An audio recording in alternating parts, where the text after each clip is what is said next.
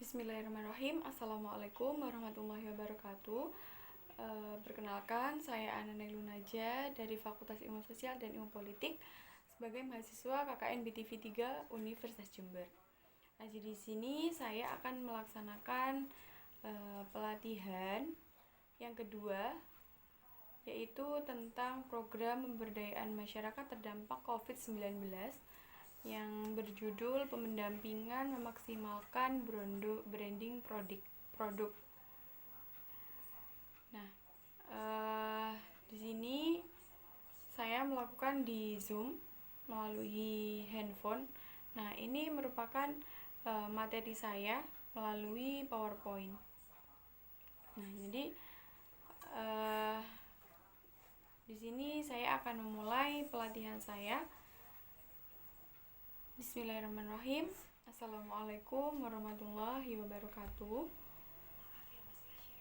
Terima kasih untuk Mas Febri selaku sasaran sudah ikut serta di acara saya di pelatihan yang kedua. Pendampingan memaksimalkan branding produk. Pokok bahasan dalam panduan ini yaitu yang pertama, inovasi pada produk. Yang kedua, labeling dalam pengemasan produk. Yang ketiga, cara pemasaran yang efektif. Nah, untuk membuat inovasi pada kemasan produk, ini tentunya sangat dimaksimalkan di branding produk. Karena apa? Ketika kita memunculkan inovasi dalam kemasan produk, itu nantinya pasti akan menambah keinginan masyarakat untuk mau berpesan di produk kita gitu. Nah, lantas bagaimana sih cara membuat inovasi itu agar kemasan produk itu menjadi menarik? Yaitu ada 6 tips nih yang bisa dilakukan oleh mitra. Yang pertama yaitu gunakan desain yang sederhana. Gunakan desain yang sederhana ini jadi begini, untuk desain ini kan Mas Febri melihat desainnya Mas Febri itu kan masih kurang maksimal gitu ya. Nah, jadi ketika KKN ini pun saya meminta untuk Mas Febri itu merubah desainnya gitu, jadi lebih menarik. Mungkin nanti bisa diedit di Lightroom atau bahkan nanti bisa saya bantu di Canvas kayak gitu. Ketika nanti desainnya itu menjadi menarik, itu pasti akan menarik pelanggan untuk mau berpesan di produk kita kayak gitu. Terus yang kedua yaitu gunakan warna cerah dan berbeda untuk desainnya tersebut. Yang ketiga yaitu memanfaatkan gambar yang menarik seperti gambar-gambar yang menarik untuk pelanggan bisa masuk kayak gitu. Yang keempat, tambahkan informasi penting dengan format yang menarik. Yang keenam, gunakan kemasan yang mudah terjangkau oleh konsumen.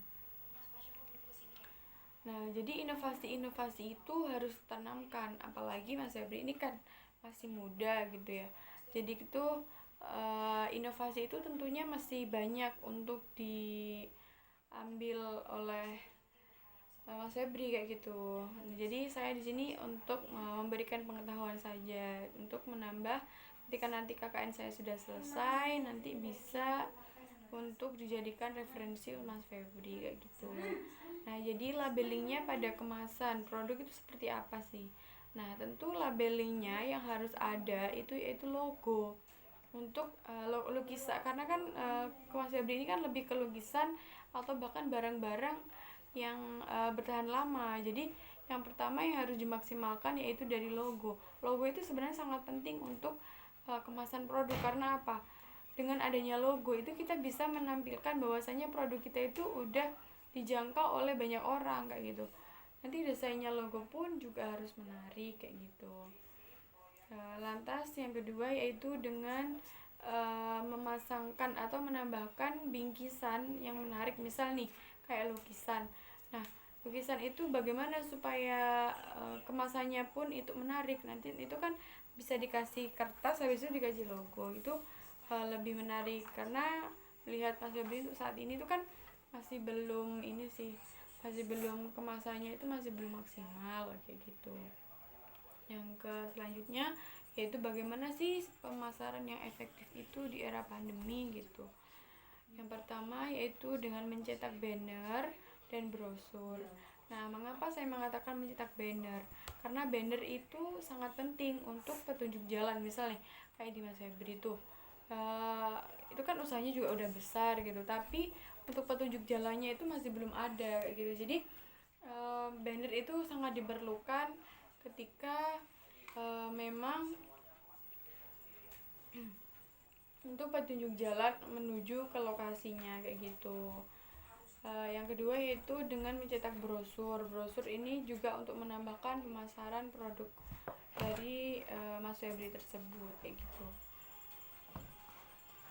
Strategi ini bisa diterapkan khususnya bagi pemula atau UMKM karena biayanya promosi itu lebih murah dibandingkan dengan memasang iklan di media sosial.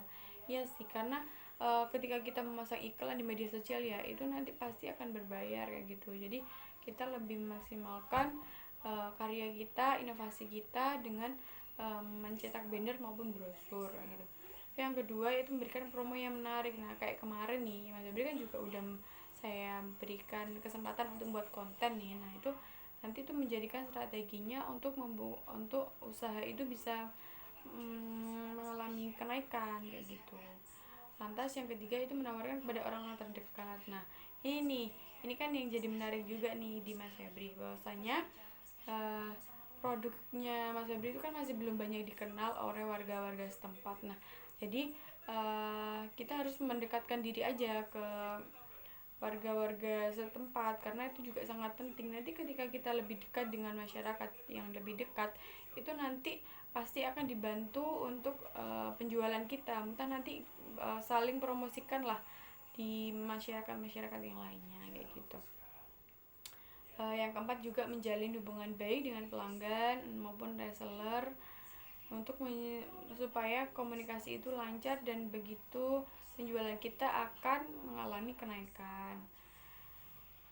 Iya, jadi menjalin hubungan baik dengan pelanggan itu sangat sangat harus dilakukan gitu. Karena nanti ketika ada pelanggan untuk datang di lokasi, nah ternyata dari pihak kita menerimanya dengan sikap yang tidak lapang dada. Nah, itu juga akan mengurangi rasa ketertarikan seseorang untuk memesan di produk kayak gitu. Itu saja yang dapat saya sampaikan. Kurangnya mohon maaf. Sekian dan terima kasih. Jangan lupa untuk mengisi post test. Pandemi bukanlah penghalang kita untuk berkarya kayak gitu. Saya ucapkan terima kasih dan mohon maaf ketika banyak ada kata yang kurang berkenan. Assalamualaikum warahmatullahi wabarakatuh.